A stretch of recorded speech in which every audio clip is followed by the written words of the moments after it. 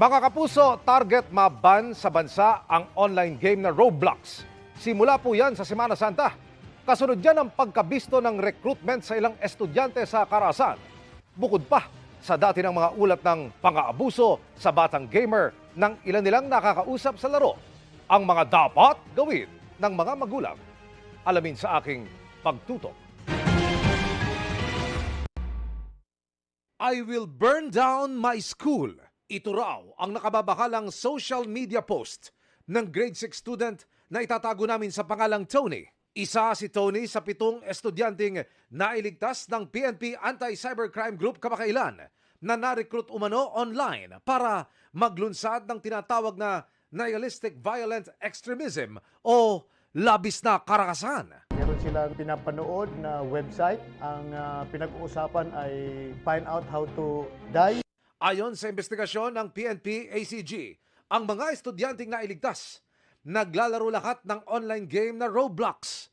At dito raw sila ginagapang ng ilang pinaniniwalaang mga dayuhan para hikayating maggasik ng gulo. Sa ngayon po, sir, hindi pa namin matukoy kung ito po ay connected po sa mga terror groups. Though, ongoing pa po ang ating investigation regarding that matter.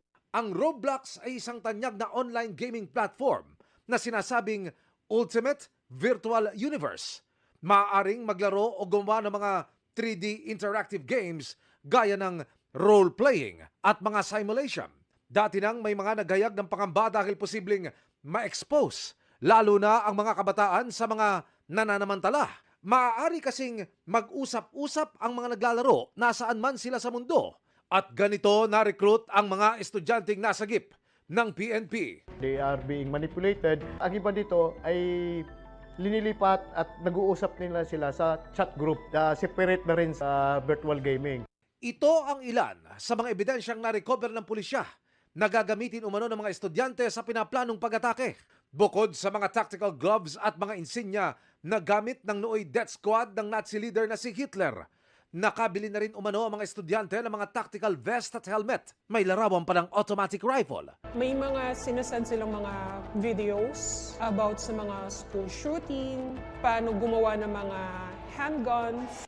Ang Cybercrime Investigation and Coordinating Center gumagawa na raw ng hakbang para iban sa lalong madaling panahon ang Roblox. Porsigido kami na kapag hindi inayos na Roblox, hindi sila nakipag-usap. At kung makipag-usap man sila, hindi nila ayusin yung mga safety mechanisms para hindi makapag-abuso sa mga kabataan natin, hindi ma-impluwensyahan na masama yung kabataan natin.